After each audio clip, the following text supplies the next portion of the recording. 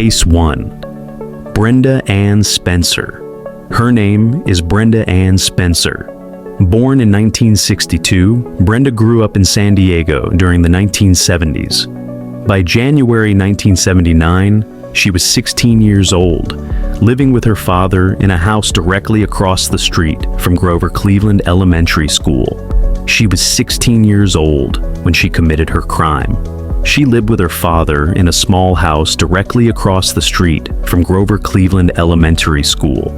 Every single day she could look out her window and watch the children arrive, laughing, playing, living the childhood she never really had.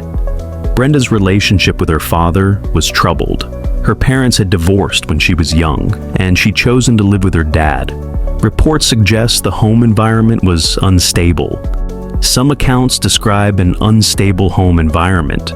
What we know for certain is that Brenda was struggling. She was described by those who knew her as withdrawn, isolated, a girl who didn't fit in at school. Teachers noticed, classmates noticed, but in 1978, mental health support for teenagers wasn't what it is today. Then came Christmas of 1978. While most 16-year-old girls might have hoped for clothes or records, Brenda's father gave her something entirely different: a rifle. When asked why he would give his troubled teenage daughter such a weapon, he simply said she had asked for it. Think about that for a moment. A rifle. For Christmas.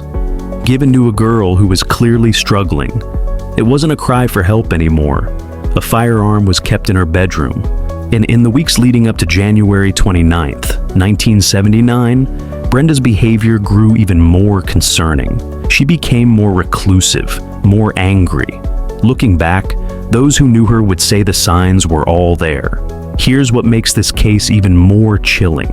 Brenda didn't know her victims. Not really. Principal Burton Ragg was 53 years old. He'd dedicated his life to education. Every morning, he stood outside Grover Cleveland Elementary School, greeting students as they arrived. A kind man who believed in the power of education to change lives. Mike Suker was 56. He worked as the school custodian, the kind of guy who knew every kid's name, who would fix a broken toy or wipe away tears after a playground fall. He cared about those children deeply. Then there were the 8 children who would be injured that day, ranging from 6 to 12 years old.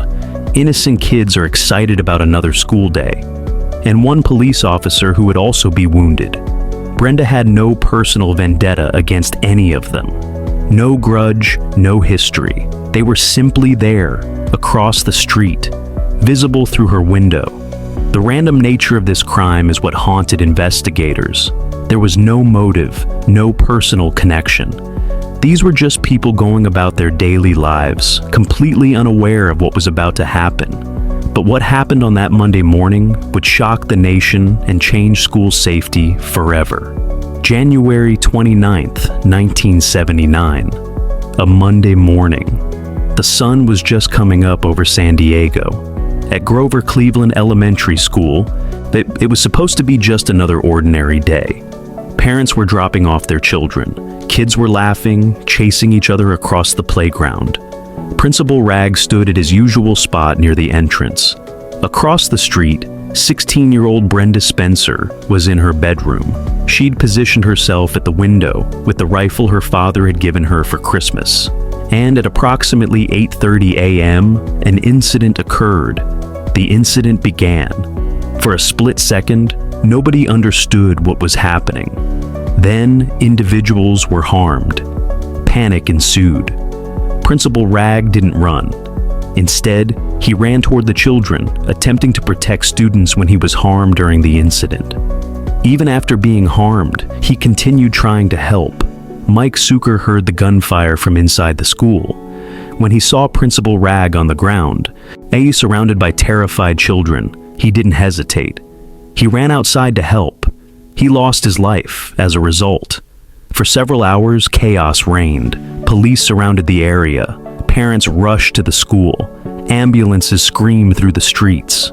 Officers tried to negotiate with Brenda, but she remained barricaded in her house. Then, in the middle of this nightmare, a reporter from the San Diego Evening Tribune managed to get through to Brenda on the phone. He asked her the question everyone wanted answered: why? Her response would become one of the most infamous quotes in criminal history. She said, "I don't like Mondays. This livens up the day." 2 individuals lost their lives. 8 students and 1 officer were injured, and her explanation was that she was bored. After hours of standoff, Brenda finally surrendered. She walked out with her hands up, was arrested, and taken into custody. The nation was horrified. A 16-year-old girl had just committed one of the first modern school shootings. But what the courts would decide about her fate would set precedents for decades to come. Despite being only 16 at the time of the shooting, Brenda Ann Spencer was charged as an adult. The prosecution argued that the calculated nature of her crime warranted the harshest possible penalties. Her trial revealed disturbing details. Psychiatric evaluations showed she had a troubled mental state, but she was deemed competent to stand trial. She pleaded guilty to 2 counts of murder and assault with a deadly weapon. On April 4th, 1980, one day after her 18th birthday, Brenda was sentenced. The judge handed down concurrent terms of 25 years to life. But being eligible for parole doesn't mean being granted parole.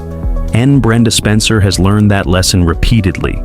Her first parole hearing came in 1993. Denied. She tried again in 2001. Denied. 2005. Denied. 2009. Denied again. 2022. Still denied. Most recently, in February of 2025, she faced the parole board once more. The victims' families spoke about the lasting impact they continue to experience. And once again, parole was denied. Today, Brenda Ann Spencer is 62 years old. She's been behind bars for over 45 years at the California Institution for Women in Chino. But she won't be eligible for another parole hearing until 2028. The cultural impact of her crime cannot be overstated. The Irish band, the Boomtown Rats, wrote the song "I Don't Like Mondays" about her case, ensuring that her name would never be forgotten. Brenda Spencer is also remembered as the first modern female school shooter. This case occurred before many other widely publicized incidents. She set a template that others would tragically follow. Before we continue with the details, let me ask you, what time are you watching this? Drop a comment below and let us know where you're watching from. From a stranger shooting to something much closer to home. Our next case takes us from random violence to something far more personal. What happens when the people you're supposed to trust most become your victims? What happens when a 15-year-old girl decides that murder is the answer? Case 2. Cynthia Alvarez. Her name is Cynthia Alvarez. Born around 1996, Cynthia grew up in Compton, California, a city with socioeconomic challenges. By 2011, she was just 15 years old, attending high school, and living with her mother and stepfather in a mobile home. Cynthia was a teenager trying to navigate all the normal struggles of adolescence, but she was doing it in an environment that was far from stable. Her relationship with her mother was complicated. Gloria was 58 years old, working hard to keep the family afloat. She had expectations for her daughter, rules, boundaries. Then there was Jose Lara, her stepfather, 51 years old. Cynthia would later allege that the household environment was troubled, according to later allegations. Whether these allegations were true or exaggerated, we may never know for certain. What we do know is that the household was volatile. At 15 years old, Cynthia met Giovanni Gallardo. He was 16. To Cynthia, he probably felt like an escape, someone who understood her. They fell into that intense kind of teenage romance where everything feels life or death. But Gloria and Jose didn't approve. They forbade Cynthia from seeing him. They set rules, imposed curfews, monitored her every move. And the more they pushed, the more Cynthia pulled away. By the fall of 2011, the situation had reached a breaking point. Cynthia was feeling trapped, desperate, and angry. She wanted freedom. She wanted to be with Giovanni, and she began considering extreme measures. Gloria Villalta wasn't a perfect mother, but she was trying. At 58, she was working, managing a household, and attempting to guide her teenage daughter through a difficult period. She worried about Cynthia and the choices she was making. In her mind, she was protecting her daughter, setting boundaries, doing what any concerned parent would do. Jose Lara, the stepfather, was 51. His relationship with Cynthia was strained. Cynthia painted him as someone who made her life miserable. He stood between Cynthia and what she wanted. He backed up Gloria's rules. He enforced the boundaries. The family dynamics were complicated. Fights were common, but thousands of families deal with similar struggles every day without anyone getting hurt. Most teenagers don't cross that line. They don't turn to violence. But Cynthia wasn't most teenagers. And between October 12th and 15th of 2011, she would make a decision that would shatter multiple families forever. Sometime between October 12th and October 15th, 2011, 15-year-old Cynthia and 16-year-old Giovanni put a plan into action. Think about what that means. This wasn't a crime of passion. This was planned, calculated. They had time to think about what they were going to do, time to back out. They didn't back out. The attacks took place at the family's mobile home in Compton. Gloria was killed first, then Jose. The circumstances of their deaths were serious. Prosecutors charged special circumstances, including premeditation. But what happened after shocked investigators even more. Cynthia and Giovanni started selling Gloria and Jose's belongings, jewelry, electronics, personal items. They turned their victims' lives into cash. Then Cynthia drove to a party store to buy Halloween party supplies. This wasn't days later. This was shortly after the murders. After that, they concealed evidence of the crime. They attempted to avoid detection, start fresh, be together without anyone standing in their way. But neighbors noticed Gloria and Jose were missing. Questions were asked, investigators got involved, and they uncovered the truth. Cynthia Alvarez and Giovanni Gallardo were arrested and charged with 2 counts of first-degree murder, 2 young teenagers, 2 homicides. But how would the justice system handle a 15-year-old girl who was convicted in the deaths of her mother and stepfather?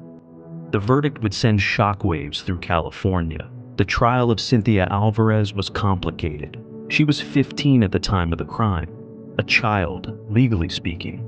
The defense painted a picture of abuse. They claimed she was acting out of desperation.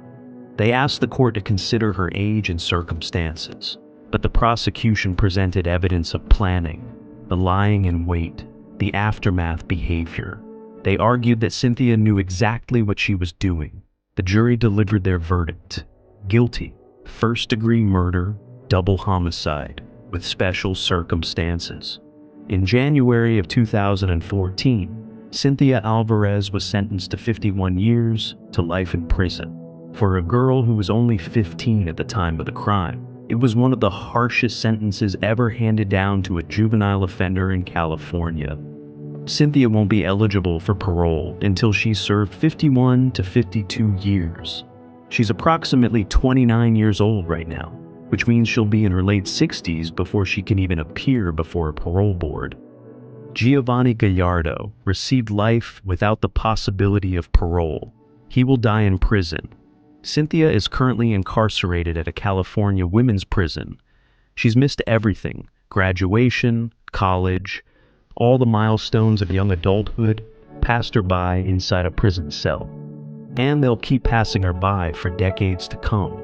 Our final case involves the ultimate punishment California can impose. We've seen parole possibilities and lengthy sentences. Now, we're going to talk about death row, about a crime so serious that prosecutors sought and won the death penalty. Case 3. Rosie Alfaro. Rosie Alfaro was born on October 12, 1971. Her life was marked by tragedy from the beginning. By the time she was 18 years old and committed the crime that would land her on death row, she had experienced significant challenges in her early life. Rosie was struggling with substance abuse from a young age.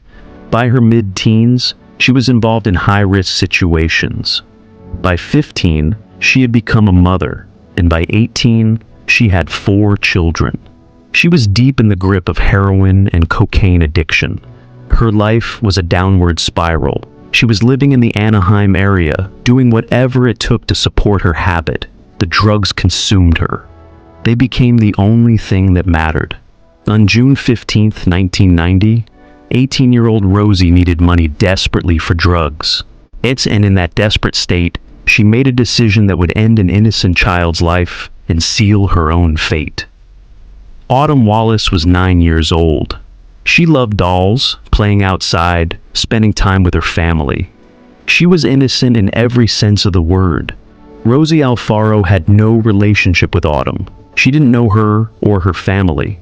Autumn was simply in the wrong place at the wrong time. Rosie had targeted the Wallace home for a burglary. It was supposed to be empty. She was going to break in, steal whatever she could sell, and get out. No one gets hurt. But Autumn was home unexpectedly. And that's when a burglary became something far worse. The randomness of it is what makes it so terrifying. Autumn's only mistake was being in her own home. The community in Anaheim was devastated. Parents held their children tighter. The moment they checked their locks, they wondered how something so terrible could happen. June 15, 1990. Anaheim, California. 18-year-old Rosie Alfaro broke into the Wallace family home, looking to steal items to sell for drug money. She was high on heroin and cocaine at the time. She moved through the house, grabbing small electronics and jewelry, anything with resale value. She probably thought she'd be in and out without anyone knowing. But then she encountered Autumn. The 9-year-old was home unexpectedly.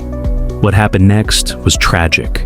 Rosie attacked the child, and Autumn died in her own home. When Autumn's family discovered what had happened, their world shattered. The investigation moved quickly, and eventually all evidence led to Rosie Alfaro. When they arrested her, Rosie initially confessed. She admitted to being high on heroin and cocaine during the crime, but then her story started changing. Suddenly there were these unidentified men, she claimed. They had forced her to do it.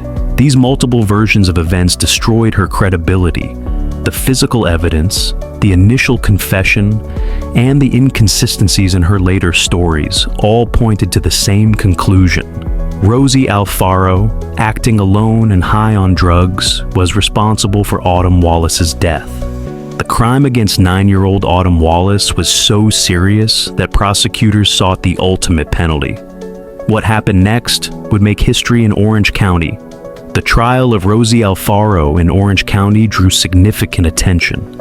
A young woman, just 20 years old by the time she was sentenced, facing the possibility of execution. The evidence against Rosie was overwhelming. Her initial confession, the physical evidence, the fact that the victim was a 9-year-old child. The defense tried to argue mitigating factors: Rosie's troubled childhood, her drug addiction, the fact that she was young and had 4 children of her own. But it wasn't enough. The jury reached their verdict: guilty of first-degree murder with special circumstances. The special circumstances designation is what makes someone eligible for the death penalty in California. Then came the penalty phase. The jury decided death. Rosie Alfaro became the first woman in Orange County history to receive the death sentence. She was 20 years old. She was transferred to the Central California Women's Facility in Chowchilla, where California houses its female death row inmates. And that's where she's been for over 3 decades now. Today, Rosie is 54 years old. She spent more than half her life on death row, but California has had a moratorium on executions for years. So Rosie sits in her cell, day after day, knowing she's been sentenced to die, but also knowing it will probably never happen. She'll likely live out the rest of her natural life in that prison. Her 4 children grew up without her. They've lived entire lives while she's been locked away. But regardless of debates about sentencing, one thing is certain: Autumn Wallace is still gone. A 9-year-old girl was killed, and no sentence can ever bring her back. We've just walked through 3 cases that represent some of the darkest moments in California's criminal history. 3 young women, 3 very different crimes. The 3 lives forever defined by violence. Brenda Ann Spencer, now 62 years old, remains behind bars at the California Institution for Women. She's been denied parole 6 times and will likely never taste freedom again. Her case changed how we think about school shootings and set a tragic precedent that others would follow. Cynthia Alvarez, approximately 29 years old now, won't be eligible for parole until she's in her late 60s. She killed her own mother and stepfather, and the justice system decided she needed to pay for that crime with the majority of her life behind bars. And Rosie Alfaro, 54 years old, sits on death row at Chowchilla, the first woman in Orange County to receive a death sentence. She's been there for over 30 years and will likely remain there until she dies of natural causes. The common thread in all these cases is youth. These were teenagers or barely adults when they committed their crimes. Their brains weren't fully developed. Their ability to understand long-term consequences was limited. And yet, the violence they unleashed was anything but juvenile. The impact on victims' families cannot be overstated. Principal Ragg's family, Mike Suture's family, the 8 children who were shot that Monday morning in San Diego, Gloria Villalta's loved ones, Jose Lara's family, little Autumn Wallace's parents and siblings. All of them carry scars that will never fully heal. These cases force us to confront difficult questions. How do we balance justice with mercy when the perpetrators are so young? At what point does someone's age stop being a mitigating factor? Can someone who commits such horrific acts ever truly be rehabilitated? There are no easy answers, but what we can say with certainty is that these 3 women made choices, terrible, irreversible choices, and they're living with the consequences of those choices every single day. These 3 cases show us how young lives can take devastating turns, leaving permanent scars on families and communities. Now, I want to hear from you. What time did you start watching this video? Are you watching in the morning, afternoon, or late at night? And where in the world are you watching from? Drop your answers in the comments below. If you found this video informative, please consider liking and subscribing for more true crime content. Hit that notification bell so you never miss an upload. Thank you for watching, and I'll see you in the next one. We've just walked through 3 cases that represent some of the darkest moments in California's criminal history. 3 young women, 3 very different crimes, 3 lives forever defined by violence.